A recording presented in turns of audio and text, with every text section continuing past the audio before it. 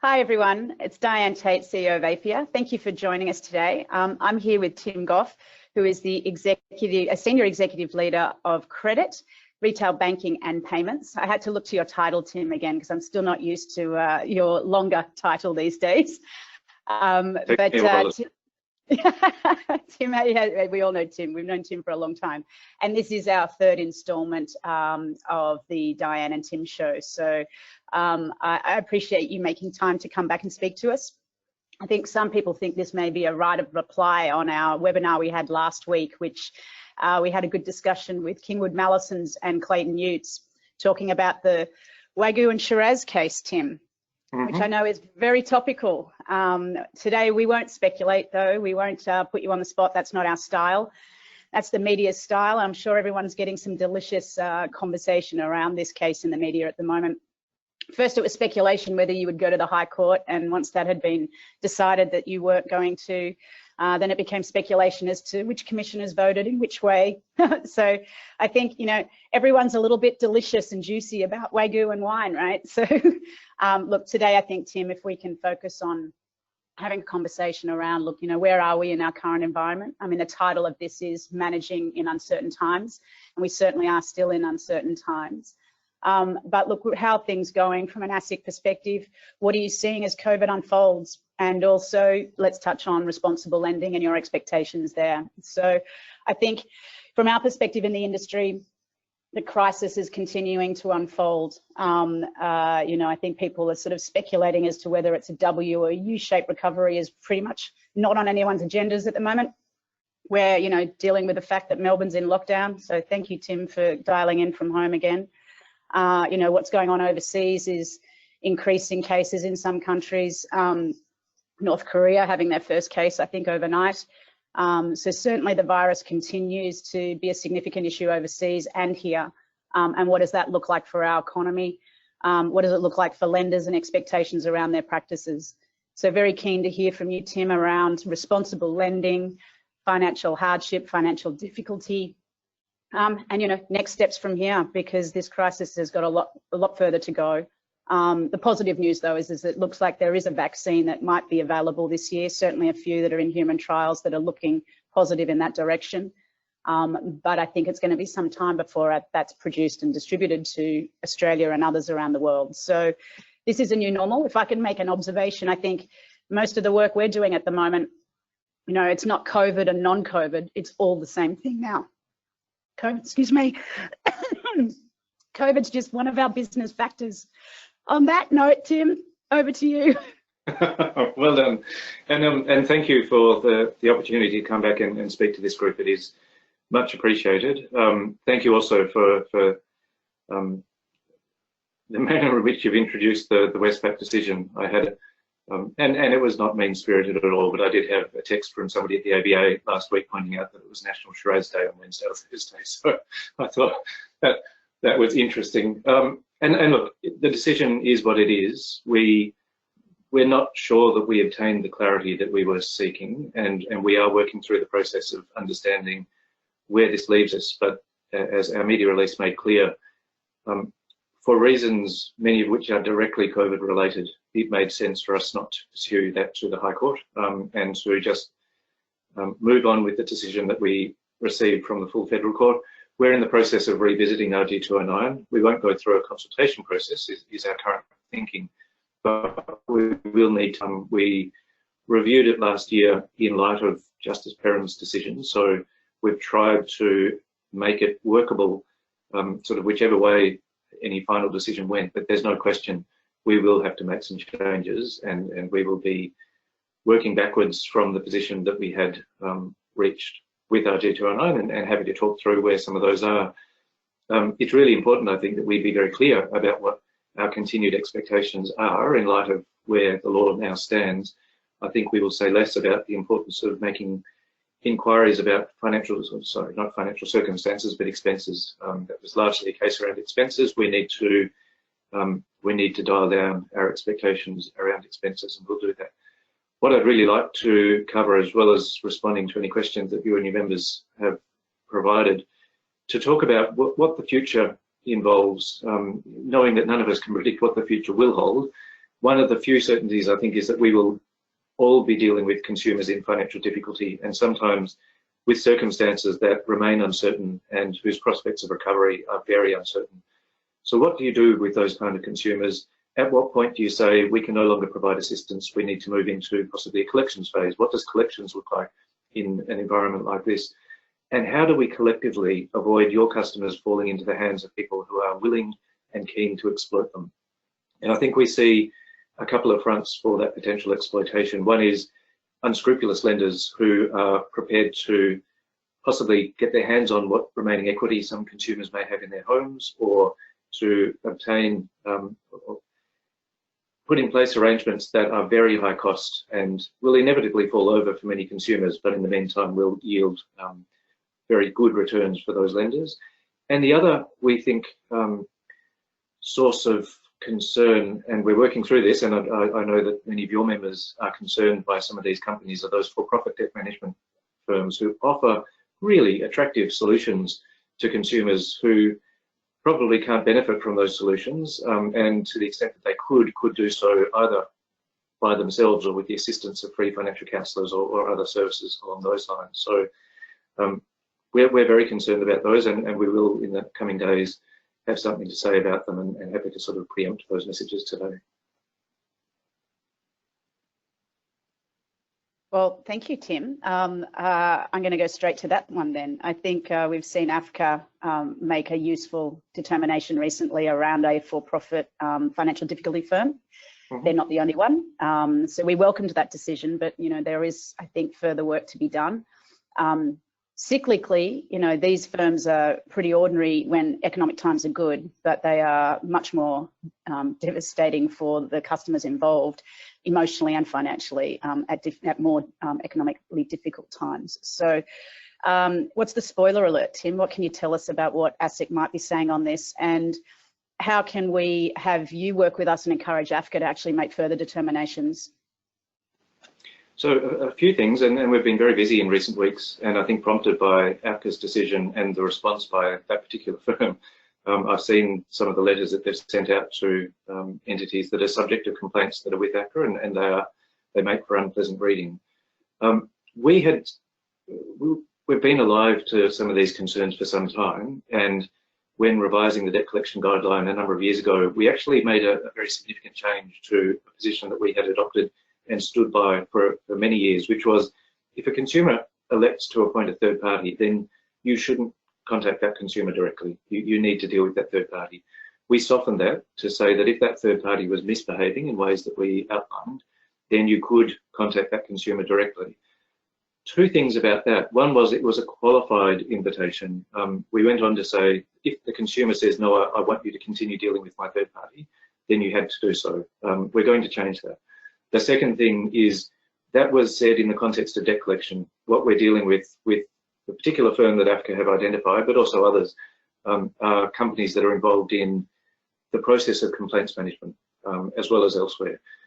Particularly around complaints management, as we get closer to releasing a revised RG165, and that should be happening later this week, we will actually be including a paragraph there that goes further than the debt collection guideline, that talks about the circumstances in which you can go around a third party, and includes among those circumstances where AFCA has banned a third party. So we hope that that gives real comfort to your members and others that that is an appropriate thing to do. Certainly from a regulatory point of view, we would actively encourage it. We will support that message with some further information on our news hub on the ASIC website, and also some outbound communications to consumers warning them of the dangers of dealing with or seeking assistance from companies like that, and reminding them that there is a huge array of assistance available, both from their lenders directly and from other third parties such as financial counsellors. The other thing that we would be keen to explore, and if there are any other ideas from you or your members, we'd be more than happy to talk about them. One of the things that we have talked to some entities about is the prohibition in the Credit Act for a licensee to deal with somebody who is engaging in credit activities without a license. And if you are concerned that some of these third parties may in some circumstances be engaging in those credit activities, then I think that's a useful thing to point to say, for our compliance, we don't think we can continue to deal with you. We understand that one of the major banks may come out with a message along those lines very soon, we will be openly supportive of that. And if that is a position that others seek to adopt in the appropriate circumstances, then there will be no opposition from ASIC. There may be other strategies. We're talking to Treasury about the issues as we see them, particularly in the current environment. So we're happy to sort of pull on every available lever that we can, but for the moment, there are a couple that we think that we can immediately put into effect. That's good news, Tim. I think that there's a number of examples our members may have, and I'm happy to provide those to you offline. And I encourage our members to also contact me and let me know if there's concerns with a particular firm and their activities.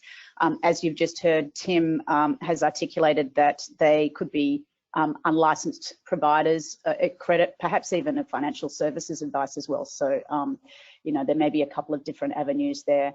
A number of these firms, quite frankly though, Tim, they advertise late at night on TV and look like really legitimate firms, using examples of people who may be real or potentially paid actors, who knows, but look like very legitimate businesses. So I think as conditions are to deteriorate in terms of the economy, I think we just really need to be alert to the vulnerability of customers and the significant marketing campaigns that these firms have as well. So that's an invitation, everyone who's on the phone, on our line at the moment, to make sure that you know, we contact ASIC and let them know about things that concern us in terms of these sorts of practices. I guess the other thing, Tim, is as well is that it's a frustration for our members who have cases and incidences taken to AFCA, because it's not only just a process issue, it's actually a cost for our members. And you know, that practice is just ambulance chasing, and it's not okay. So really appreciate your strong words on that and your encouragement for us to work on that collaboratively and get a good outcome for customers. Just while I'm about to ask you about your other spoiler alert and to talk a little bit about 165, just want to remind everyone that there is our chat function and also the questions functions. So this is interactive. This is your time to get to ask Tim some questions. I do have a number that have come through from our members, so don't worry, I can keep talking and asking these questions, but really encourage you to ask your questions of Tim. So 165, what are the outtakes there, Tim? I think you know, the policies around internal disputes management always have an implication for external as well. So you know, making sure it's done right internally is obviously really important commercially and reputationally. So what do you think we need to be alert to in that new document? I think probably the key thing is around timeframes, and as we flagged in the consultation process, we will bring some of those timeframes in and make them a bit tighter. There will be a good period for transition, so there's no immediate need for change. There will be time for change, but I think we think it's important that those complaints are dealt with more quickly and more efficiently, and if they need to move on to AFCA, to do that without unnecessary delay. So I think that's really the key message, and I don't think that would come as a surprise for those who engaged in the consultation process. I think this is more for sort of our bank members, the customer advocate function. How are you seeing that kind of playing out in terms of it being intended to, you know, help the process and help things get resolved?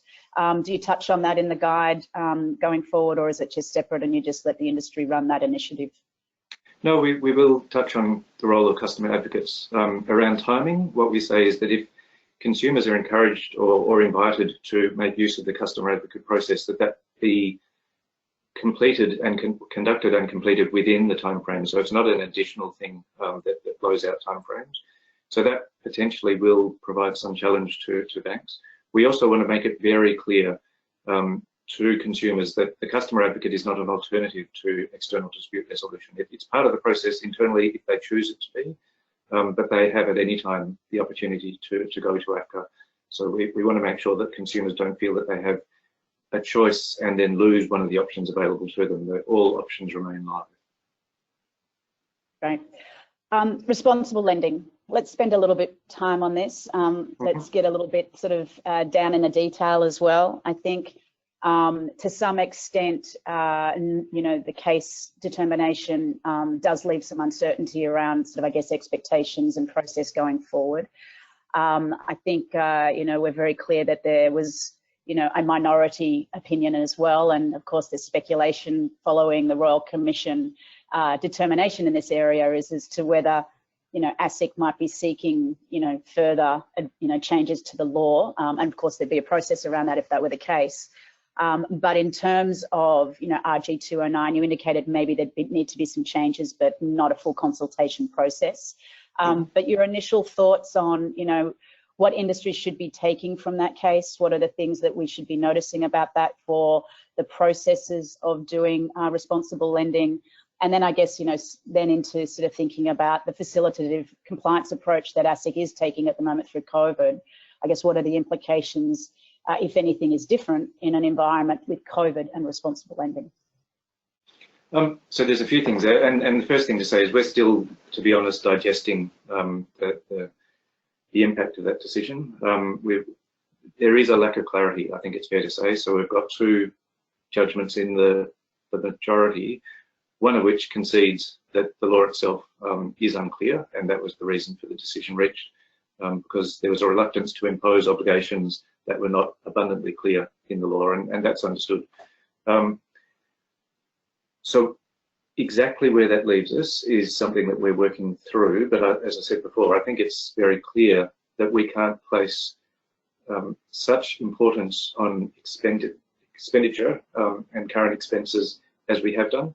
So we will have to make some changes there. I think we probably also need to downplay the import of some of the earlier cases that we had been successful in the federal court at first instance. So cases like the Cash Store, Chanik and so on, where there were some very clear statements about what the law intended and meant and required. We may need to revisit those, given we now have a full court decision that probably says otherwise on some of those key points. So those are things that we're working through.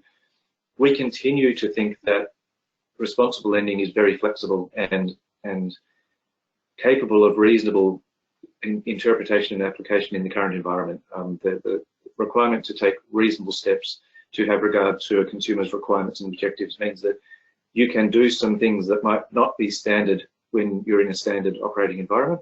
That make perfect sense when we're operating in a COVID environment. So we continue to think that responsible lending should not be a barrier to appropriate lending by any objective standard. We also think that for reasons of credit risk, for the moment, good lenders are probably a little more concerned and cautious around lending. So we don't think responsible lending is really the barrier. It's more a question of risk appetite. And we would encourage any lender who feels that responsible lending is the barrier to good consumer outcomes and appropriate lending to talk to us, because if there is that perception, we think it's probably more perception than reality. So we'd be very keen to be understanding where those challenges might be perceived to lie and to have the conversations that need to happen. The final thing I'll say about responsible lending, before you ask your next question, there may be more questions and more things to talk about, but as banks and others come out of the sort of payment moratoriums, not everybody has provided 6-month payment moratoriums, but let's sort of default to that. As we move out of those, there may be different treatments for some of those customers. They may involve debt consolidation, they may involve refinancing for a variety of reasons.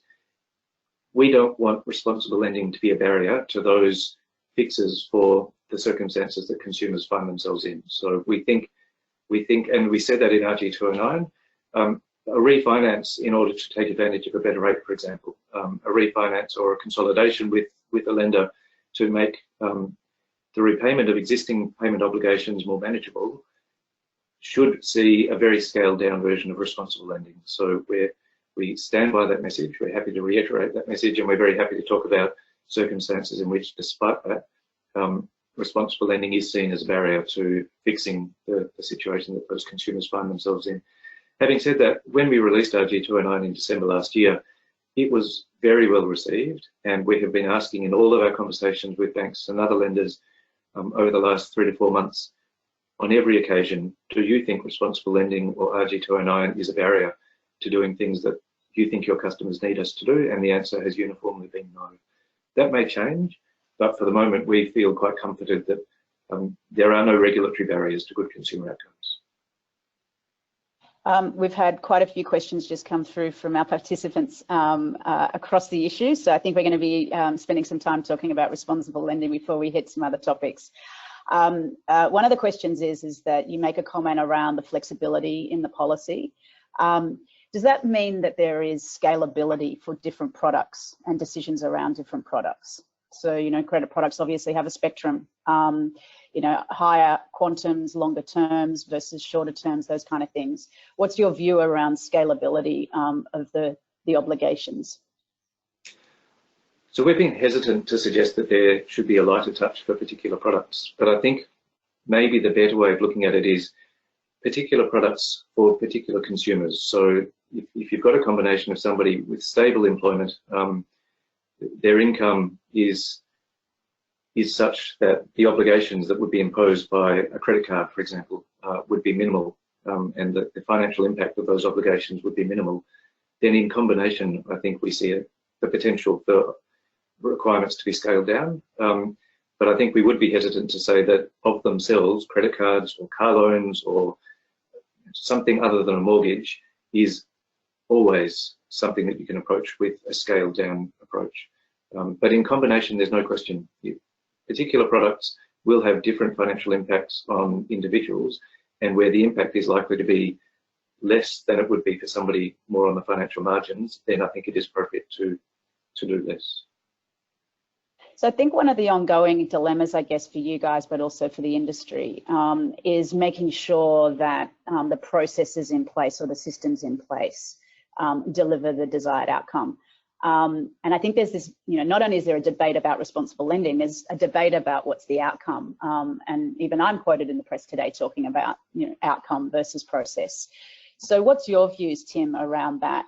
Because I think that's something where the industry and the regulator are not in disagreement around. This is what we're trying to do, is make sure, you know, people are in the right product for them and they're using it in the right way. That's an outcome versus what's the process to get there, and what's the evidence demonstrating that process. So your thoughts on that? I think to some extent it goes to the heart of the Westpac case, and harking back to Perham's judgment, initially, there was a line that I think is really important. You can do, as a lender, you can do whatever you choose to do, but you cannot enter into an unsuitable loan. So that's really outcome focused. The process is up to you as a lender, and it may differ according to product, it may differ according to individual. We want to give some guidance, we want to assist the thinking around that. But I think that's where we've ended up. The question of process is one for industry. The question of outcome, which we all agree upon, is that you cannot enter into an unsuitable loan. And there are different ways in which you can arrive at that outcome, and the path you follow is yours to choose. But that's not to say ASIC is going to stand back and not try to assist in that thinking process, but perhaps to be less directive. So Tim, putting you a little bit on the spot here, would it be helpful then to take up your invitation for us at AFIA, but certainly some of our members directly to you, to have a chat with you about some of the things that are on their minds to make sure they get this right? You know, I don't think the industry is deliberately setting out to do things that mean that they breach the law or deliver poor outcomes for customers. So if we take that as the principle of where we're starting from, you know, how do we make sure we close the gap between expectations that you guys have around the process, as well as making sure we deliver the outcome? So I know you're saying you're not going to consult on RG 209, that's a whole process, and we understand that, but maybe there's some benefit in relation to us and our members coming to you and saying, look, at the moment, here's our dilemma. This is the type of product we have. And quite frankly, there is a little bit of overlap, and I'll segue in a moment to that, but DDO. So it's on our minds at the moment as to, you know, how do we make sure we construct our systems to deliver the right things? We would welcome any inputs. And I have to say, over the last few months, the really constructive working relationship that we've had with many of your members and others has been really encouraging. I think we are all pulling in the same direction. And the open conversations around how we get there and how we answer some of the questions that are really difficult questions to answer. The fact that we're talking about those rather than doing it behind closed doors and then us having to sort of try to work out what happened and come at it from a position of uncertainty and maybe a lack of trust. I think the openness has been fantastic. Well, thank you. Thank you for that feedback. And I think from our perspective as well, it's been really constructive, and we would like to see that be business as usual as well. So yeah. Yes. Before one more question on responsible lending before we move to other topics. So earlier on in the piece, I think ASIC did some very useful guidance in relation to responsible lending through COVID. There was early feeling that there may have been a letter provided to AFIA and COBRA and other associations, like there was a response to the ABA. But I think one of the things we've been talking about, Tim, is that you feel that it's kind of covered the issue, and certainly the page on the ASIC's website indicates it's not just ABA or their members, that it's more relevant for all lenders, including lenders not members of industry associations. So did you want to just touch on that as, the starting point is that guidance should be seen as guidance for us all. But what are sort of the three things that you would take out of that guidance as messages for our members to be very much aware of? So first of all, it was intended, in publishing the letter in the way that we did, it was intended to have application to all lenders. In an ideal world, we probably would have found time to provide letters to each of the different industry associations, but sort of looking back on those weeks, it was just madness. We were trying to do so much so quickly, and there were some shortcuts taken, including taking a letter that was directly responsive to the ABA and saying to lenders, generally, read these messages as applicable to you. So unusual times and unusual steps. I think the key things from that, and I don't know whether I'll end up with three, but let me just sort of pick on the things that I think are most relevant. The first is the issue I've already touched on: responsible lending and flexible and able to be applied sensibly in an environment such as the one that we find ourselves in. So, as I said before, it should not be a barrier to lending that would be objectively, leaving aside responsible lending, would be objectively considered appropriate. The second is, and we touch on this in the context of hardship, but it has application elsewhere. There will be times when, despite your best efforts, you won't be able to comply with some of the strict obligations in the code. That includes responding within 21 days, for example, to a notification of financial difficulty. We have no intention of picking people off where we see those failures, where we understand that best efforts have been made to comply. And that's a broad position, if I can put it in that way, that what we're looking for in the current environment, particularly where there are real spikes in demand, is that there are best efforts applied. And if those spikes in demand mean that for practical purposes, you simply can't do everything within a prescribed time frame, then that's okay. And you would have seen us approve a note that accompanies the banking code that largely mirrors that in relation to some, not every provision, but in relation to some provisions where the ABA and its member banks identified some key tensions or potential points of tension.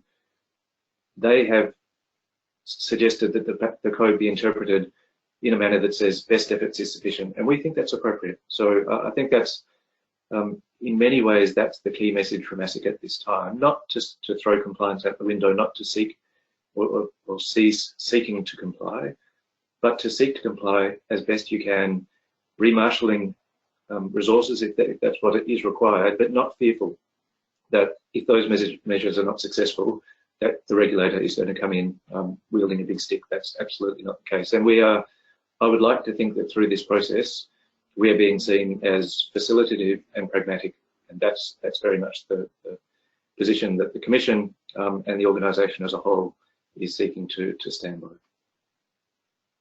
Thanks, Tim. Just as I predicted, we've had a flurry of responsible lending questions, so I'll keep going. So one of the questions is that around 82% of retail customers now have credit data about them. Is your thinking, ASIC's thinking, evolving in relation to the use of this sort of data in terms of assessments? Need to be careful here. I'm conscious that Michael Sadate is quoted in the same article that you're quoted in as saying that credit reporting data is of no use at the moment. Interesting position from Michael. Look, we think data of all kinds is very helpful. We find it helpful, and we're very grateful to many of your members who are providing us data through this period, just to understand what's going on. And I've got no question that at a micro level, any data that gives you intelligence about what a consumer does and how they behave and what their commitments are is useful. I need to be careful that I don't go further and contradict the outcome in the Westpac case in terms of expenditure, but understanding an individual's behaviour and patterns, I think, if nothing else, can give an indication about willingness to repay. And we certainly hear from lenders that there are two questions. One is willingness to repay and ability. And any insights that you can get about willingness, I think, are likely to be valuable. Great. Okay. We might come back to some responsible lending questions because, as I said, there's quite a few. But I do want to touch on some other topics. And if we don't get back to those questions, I might send some to you offline, Tim, and make sure our members have some responses come back to them. But I touched on DDO before. Despite the fact that ASIC has announced earlier in April that you may be putting a lot of your regulatory priorities on hold because of COVID. And again, we'll come back to that before we finish this session. But you've been very busy still in this period. So there's a few things that have been released and are due to be released. So can you talk to us about the regulatory guidance around DDO? You know, what is this likely to look like? What are the things that are the biggest themes in that? And, you know, maybe is ASIC considering maybe holding a workshop on it so that you can provide some sort of verbal guidance to sort of articulate your views that you put in that in the guide? So the first thing to say, with appropriate apologies, I'm not as close to that work as some of the work in credit, but I understand some of the direction that we're going here. And as a more general observation, yes, in April we announced that a number of things would be put to one side or deprioritised, but not that we wouldn't progress them at the right time. And I think as this drags on, we're starting to think that it is appropriate that we do continue some of that more business as usual. We're past that first spike in demand for hardship, that first realisation that this was a disaster for the country, and it feels different for me sitting here in Melbourne, back to lockdown, but in other parts of the country things are starting to feel a bit more normal. So we're picking up some of that regulatory work with that perspective. We currently intend to release the regulatory guide on DDO in the third quarter. So in a few months from now, we're going to one of our commission committees in August, and I think that will be a telling point and a real point for commission to decide, do we continue and do we continue on the path that the team is suggesting. Assuming it is released at that time, the current proposal is that it take effect in October next year. So that gives a reasonable period of time for implementation.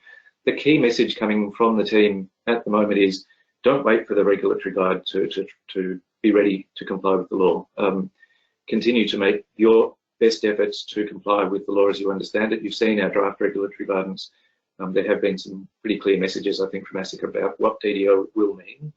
So please don't wait for the final guidance, but we will aim to get that out over the next few months.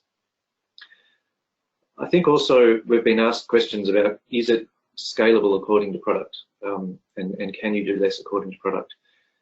And again, I think our messages have been no, but maybe the way that I would cast that is to say, it's not necessarily a question of you can do less for a particular product, but for some products, the answer as to who the target audience is and whether it's appropriate for them is more readily available. And so you go through the same process, but you arrive more quickly and with more confidence at the answer. So maybe that's scalable in another, I'm just describing scalable in another way, but that would be the way I would describe that is, but it's not scaling down your obligation to undertake the necessary inquiries and to understand the product. But as I say, the answer will be easier to come by in some cases. CP330 is out for consultation at the moment. You have issued your regulatory guide around the product intervention power in June. What are you expecting to hear back from industry and stakeholders in relation to that consultation? What are you intending as ASIC to achieve out of the consultation? I mean, what are the, I guess, significant detriments that have been identified with the product that is of interest in this consultation? So the consultation paper does talk in reasonably broad terms, but our focus is very, very specific. And that's not to say it might not manifest itself in other ways, but for the moment it manifests itself in a particular product from a particular provider. And as everybody would know, we issued a ASIC's first product intervention order last year. It was in relation to a short-term lending model that was engaged in by a couple of companies, one of them being Signo, and involved lending in a manner that fell within one of the exclusions in the credit code, but overall cost to consumers because of the way in which the product was delivered, that was significantly beyond any of the caps that are in place. And we thought, leaving aside the caps, we thought objectively excessive and unreasonable. The continuing credit model that we're currently consulting about looks very similar. It just takes advantage of a different exemption within the code. So what we're trying to do is effectively deal with the same conduct, but a conduct that involves a structure that is technically a bit different, but delivers the same outcomes for consumers. So we're not seeking to do anything that has any broader application. We are seeking to avoid any different manifestations of the same conduct, but we haven't seen any different manifestations. And I think that was the disappointment last time around, was that our product intervention order, which is being complied with, was so readily circumvented. And we're trying to avoid the next version of how to continue to do the same thing in a different way. We're going to jump to another regulatory guide here, the regulatory guide of numbers everywhere. Tim, I said you've been busy. So the Mortgage Brokers Best Interest Guide was also issued in June. A number of our members are pretty keen to hear from you. I guess, again, you know, the signals that that guide is sending. There's obviously a legal obligation that comes into place next year. There is the work that is ongoing through, you know, the industry, you know, the CIF, the Combined Industry Forum, set up many years ago and continues, I guess, in the background to kind of have some views around, you know, governance and things like that. But this is sort of superseded. You know, in terms of a best interest duty, you know, what are the things, again, that this guide is intended to very strongly say to the industry around the execution of that duty? So the first thing to say is we didn't delay the production of the regulatory guide, but we did put back the implementation of the law for 6 months. And I think that was really useful, because it gives people a chance to digest the regulatory guidance, to talk to us about where there might be uncertainty, to talk to us about that. And we certainly invite anybody who has any questions or feedback about it to let us know. Again, like RG209, I don't know what we're doing wrong here, but it was very well received, both by industry and by consumer groups. So that's really encouraging. So we don't think that we've misapplied the law or misinterpreted the law. I'm happy to be told otherwise in specific areas, but that reception was very encouraging, as I say. I think one of the key messages coming out of that, and it has been a point of discussion through the consultation and prior, was the importance of cost. And that is in no way to say that every consumer is looking to get the cheapest loan possible. That's not what we say, and certainly not the message we intend to convey. But it is true to say that once you've identified what product features are of genuine value to a consumer, then not trying to find the cheapest version of that loan doesn't seem to us to make a lot of sense. So if a consumer really wants an offset account, and many do, or a consumer really wants whatever other product features that mean that you pay more for a home loan than you would for the simplest, most basic and cheapest home loan. And for many consumers, they don't want the simplest, cheapest, most basic. They do want something that performs in other ways. Once you've narrowed that down, then trying to find one that is cost competitive is a really important part of discharging the best interest duty. What we heard from many stakeholders, particularly industry stakeholders, through the course of the consultation, was that the focus on cost was inappropriate, that really consumers were not really interested in cost. They were interested in other things, including how quickly they might get a loan.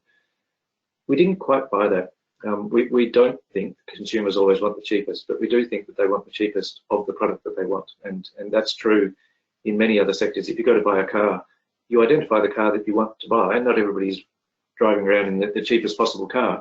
Many of them are in quite nice cars, but you still want a good deal on that car. So it's a very basic and probably doesn't always stand the test of an analogy, but in some ways I think that's something that we keep in mind.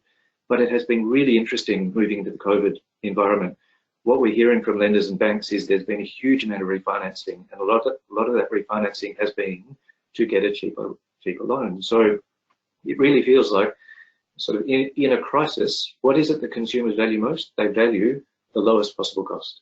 So that's a lesson that we need to take with a grain of salt, because people are doing extraordinary things in extraordinary times. But I think it is telling that that's what consumers are looking for at a time like this.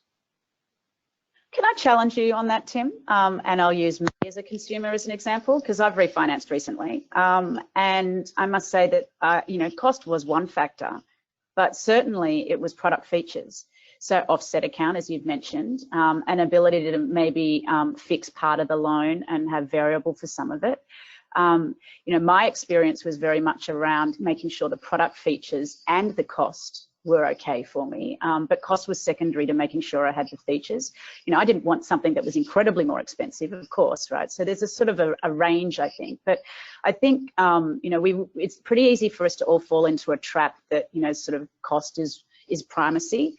And I think as people are looking to manage risk in different ways, you know, certainty is actually more important than reduced cost. So I think kind of we need to sort of probably be a little bit more sophisticated with that, and that's why I kind of wanted to challenge you on it. One of the other things I think we're seeing, and that's not a responsible lending issue, it's a prudent lending issue because it's SME lending, is that they are very much about reducing their level of debt. So, you know, like a term loan is not necessarily what they're after at the moment, particularly in a scenario where they're not sure around the viability of their business, and not because their business isn't viable, but the circumstances and their operating conditions could be impacted so quickly, as we've seen in terms of, say, tourism or hospitality sector, where they are really beholden to the social distancing rules. So I think risk management, you know, managing your household or your business, I guess, liability or interest, and making sure that your debt levels are manageable and as low as possible, as fast as possible, I think are all factors, as well as costs. So, you know, what do you know, I want to challenge you on that. I get cost is important, but how do we make sure that consumers have the right level of information and the right products available for them that might not always be around cost? It actually is product features. So, and maybe we need to be better at explaining this. I wasn't suggesting that it is cost first. I think it can be for some consumers features first. And if you've gone to a broker and said what you just said to me now, then going out and finding you the right product with regard to, but not over regard to cost, would be absolutely compliant with that broker's best interest. Or sorry, discharging that broker's duty to act in your best interests. But I think what we don't want to see is where a broker is able to get loans through a particular lender more easily, more quickly. It is convenient for them for that to have more of a focus for that broker than asking the question and eliciting the answers along the lines that you have just articulated. If somebody walked in and said, I've been told that offset accounts are really good, I want a loan with an offset account, then a broker probably should be just exploring the extent to which that consumer can properly utilise and benefit from the offset account, because it does come at a cost. But if somebody is able to take advantage of that and has said, this is something that I value and I want in a loan, and then we can talk about cost second, that's absolutely appropriate. So it's about having the right conversations with consumers, and this is what it really boils down to, is you need to understand as a broker what your consumer wants and is able to properly utilise before you then start looking for the product for them. And if somebody walks in the door and you know that you can just pick up that product before you've even spoken to them, then we have a problem. In terms of some of the work that you're continuing to do directly with the industry, we know that you've been continuing some of your projects, but certainly interested in getting data from the industry around what are the current circumstances for customers, what's the experience. Is there anything that you can share with us in terms of insights at an aggregate level, maybe issues that concern at a systemic level, or even just some trends that might be emerging that trouble you, that we as an industry should be starting to focus on? You know, mental health, financial abuse, scams, those sorts of things are unfortunately actually very front and center at the moment. But are there other themes that you think that from your experience of understanding what's going on, you would really say, you know, come on industry, we need to really work together to make sure vulnerable customers aren't more vulnerable during COVID? I would have to say my overarching observation is that industry has been fantastic in the efforts that have been put into trying to find the right outcomes to assist customers. So that's and it is, you know, that's part of us working together for the same goals. We want good consumer outcomes, so do you and your members, and you're doing all sorts of extraordinary things to try and get there. I think the two other observations I would make, particularly for those lenders who put people into, or allowed people to take advantage of a 6-month payment moratorium, the smaller lenders who are able to have more direct engagement with their customers are reporting a larger proportion of consumers who come off those arrangements. And I think that speaks to a couple of things. One is, which I think is a general observation, many consumers have taken advantage of those for precautionary reasons rather than because they actually, their financial circumstances meant they needed that assistance. What they probably don't appreciate is the cost that comes with putting payments to one side for 6 months. And the more directly they can be informed of that in a conversation, the more willing they're likely to be to say, actually, no, I don't need it. I don't need to incur that additional cost. Not particularly for the big lenders, those conversations are not always possible. So we understand that. We really encourage any lender to devote as many resources as possible to talking to those consumers who are in an arrangement to understand what their current circumstances are and whether they need that. And to the extent that they do, to be flexible about how long you can and in what form you can continue to provide assistance, because their needs might change. And it may be that they don't need a payment moratorium. It may be that they need a small reduction in payments. And again, some of your members have reported to us that consumers who were aware of the idea of a payment moratorium or repayment holiday, as it was sometimes described, got in touch with them. But in fact, what they needed was something very different to a full-blown payment moratorium. So that responsiveness to individual need is probably our key message, understanding the challenges there. The second is that despite everybody's best efforts, there is the volume of consumers who will need assistance, possibly beyond the ability of different lenders to provide that assistance is concerning. And so what that looks like, both for the many individuals and in broader economic terms, can sometimes look quite scary. So it's not in any way a question of industry, please lift your game.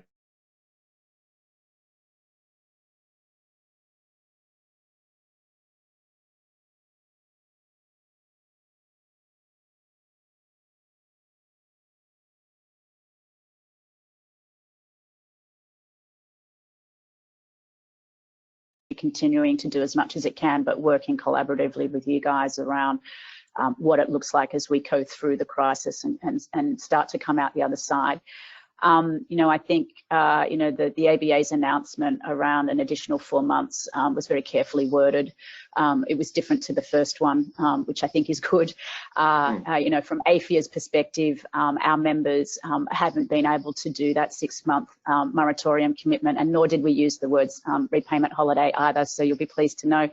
I don't think the industry actually does, quite frankly. I think it's others and commentators who keep colloquialising it. So we're being very mindful of our language. But I think one of the things that the AFIA members experience is different to perhaps some of the larger institutions, is it has been very case-by-case basis. And options have been explored. And I think, you know, we talked when we first caught up around, you know, that significant increase in customer contact in the early phase of this crisis, and not all of it was about hardship. It was about getting information about options, or you know what would happen if this happened. So very much, as I was calling them, comfort statements. So information and guidance. I think that you know, we were very concerned with the second announcement that there would be an increase in customer contact to our members in terms of similar expectations. You know, expecting or demanding 4 months. That hasn't happened. There have been a couple of handfuls of cases where there has been contact, but again, when it had been explained what a moratorium actually looks like in operation, the customers have been quite happy to continue to make some form of payment, if not full payment. So I think, you know, it's a challenge for us to ensure that we are having customers speak to us as early as possible. I guess we would need to continue to try and sort of get that message out, and you know that you have been doing that, and other parts of government have been doing that as well. As this crisis unfolds and it becomes more complex, it is concerning to us the extent to which we will be able to deal with financial hardship at an aggregate level. The reality is that some individuals will find themselves facing bankruptcy, and some businesses will find themselves facing insolvency. So have you been turning your mind, Tim, to maybe it's not September and October this year now, maybe it is February or March next year, or quite frankly, even into, you know, the latter part of next year, as people realise that they're not able to continue to sustain, you know, poorer economic circumstances as they thought.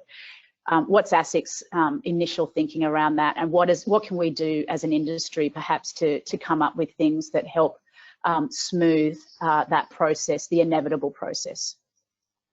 So we have a small business team within ASIC, and I understand that some of the messages that they're trying to send out through the various networks are, for those small businesses that are in trouble, try to think in a really difficult and challenging way, but try to think about whether you can come out of this. And if you can't, try to make the best of it earlier rather than sort of drag things out and potentially end up in a much worse financial situation. And so those kinds of messages, I think, are really important. And as we do for consumers through Money Smart, we will be adjusting and have been adjusting our messages on a regular basis, because the situation has continued to change across the board and in different locations. And again, I come back to Melbourne and surrounds. What you might say to somebody living in Melbourne right now is quite different to what you would say to somebody in WA. So we have changing and targeted messages that are evolving. And I think part of understanding whether those are the right messages is our continued engagement with the industry, because they are your customers. We need you to tell us how you think they're tracking and what the future might look like for the sort of cohorts of consumers and small businesses, and then we can work with you to do what we can do to assist in providing assistance, and you know, that's the case for other regulators as well. And the ABA's announcement about the additional 4 months comes off the back of really good discussions with APRA. So I think regulators are looking to see what they can do within their particular spheres. Around hardship, there's possibly not a lot for ASIC to be able to do, but we can certainly try to understand what's available, and one thing is to encourage flexibility and a range of options. But it's about messages. It's about trying to get individuals, whether small businesses or customers, to be honest with themselves about what their prospects are, and then to work with their lender. If their prospects are poor, work with their lender to extract themselves in the best possible way, rather than expect the lender, or rather wait until the lender comes in and takes action. Where that is necessary, and it will be necessary for some borrowers, we again do and will be encouraging that engagement to be as sensitive and appropriate as possible. And I touched earlier on the interest that we are going to have and starting to kick off around collections. We're not in a collections phase. We will move into a collections phase at some point. That's not a problem of itself, but we want collections activity to be appropriate, respectful, compliant with the law. We expect that it will be. We expect lenders are very conscious that there are real reputational risks here, and unfortunately decisions will need to be made that will draw criticism despite them being the right decisions. That's sort of the conundrum that people find themselves in. But there is capacity for some to pay less attention to getting those processes right, and we want to understand what good process looks like in an environment like this, and encourage everybody to go down that path. Yeah, I think, Tim, you know, we'll come back to you and, you know, engage a little bit more around this issue around how do we manage the tail of this crisis. I think, you know, one of the, I guess, commercial decisions and reputation risks that are associated with before the crisis, going into the crisis, is now that lenders are actually offering a lot more favourable response, is how it could be interpreted. It is that, you know, what about a business or a consumer customer that was struggling just before COVID, being treated in a different way, and then that now being put side by side and going, well, hold it, you know, before COVID I was given this option, and post COVID I would have been given more options. So trying to do our best is actually going to have some unfortunate side effects that were not intended as commercial decisions, and so I think we're just going to have to continue to try and work through that individually as organisations, but also, as I said, at the tail end, what can we do and what do we need to do as an industry. I'm conscious of our time, and I know, Tim, that you wanted to talk about kind of, you know, what's your priorities at ASIC and next steps for you. I've touched on a few times that you said that there was going to be, you know, sort of some delays of your regulatory work and priorities for 6 months, but it looks like you've been very busy still. So, what are the things that are kind of coming through the pipeline from your perspective? Particularly, what is relevant for AFIA members to be aware of, the work you've been continuing to do and is due to pop up soon. And specifically in relation to some of the reviews that you were conducting, I guess some timings around those coming back on again. Yep. So it's fair to say there are two things that are happening. One is the various streams of work that are just all about COVID, and they involve hardship discussions with lenders about their customers' financial circumstances. That's keeping a very large proportion of the team very, very busy.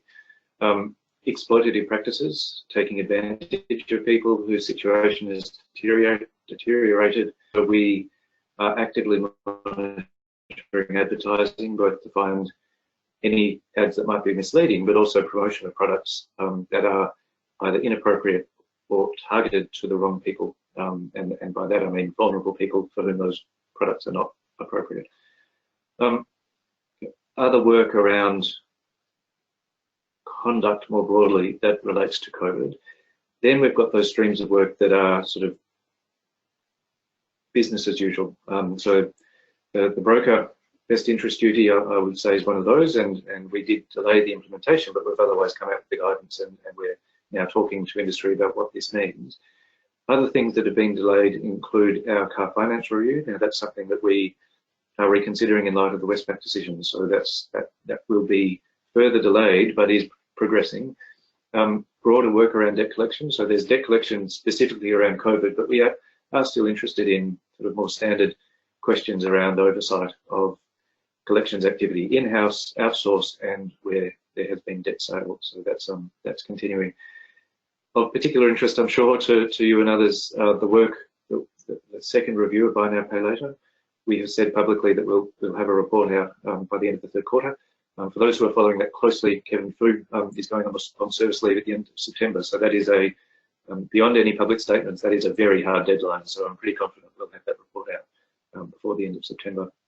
Other pieces of work that we've put on hold, I think we'll pick up again at different points in time as we feel that it's appropriate to do so. But one thing I would invite you and members to tell us, if we've picked up the wrong thing too early, please tell us. We may have a different view, but we want to understand what your response is.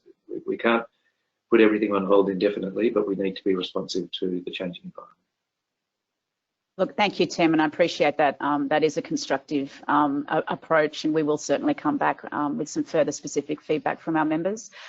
It's not just Buy Now, Pay Later that gets me interested. The motor finance review actually also is something that's topical for us at the moment and a lot of our members. So pleased to hear that that it'll be being looked at in the context of the recent decision. I think that will provide some clarity and encourage you to continue to work with our members directly on that to make sure that it continues to make sense in the current environment and going forward.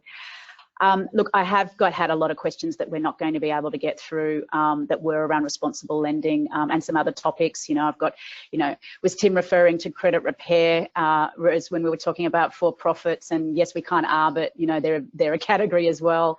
What happens with, the balloon at the end of a loan is also what I've been spoken about here, which is a motor finance issue as well. So bank statements, agreements from customers to reduce their expenses, lots of specific questions, Tim. So I will send those through to you if you wouldn't mind, and we'll get some answers to them, because I think what these all demonstrate is that AFIA members are keen to make sure that they set their systems up in the way that is expected and delivers the outcomes that we're all after. So look, thank you very much for making time again today, Tim. Really appreciate it. I think doing this regularly has been really helpful for our members, and I know also for ASIC as well. So we will continue to have you come back. But for today and for now, thank you so much for making time to go through a very broad range of topics. As you can see, our members are very keen to make sure that they're engaging with ASIC, not just on responsible lending, but all sorts of matters that you've been working through. And on a personal note, Tim, thank you. I know that homeschooling and other things that are a challenge for everyone in Melbourne, that you've been able to make so much time today for us. So most appreciate that, and take care. For our members, just a reminder that we do have a session next week, which is talking about credit data, and that is going to be advertised, so make sure you register for that. But for now, everyone, really enjoy your day and take care. Thanks, everyone. Thank you, Di. Thanks all. Bye.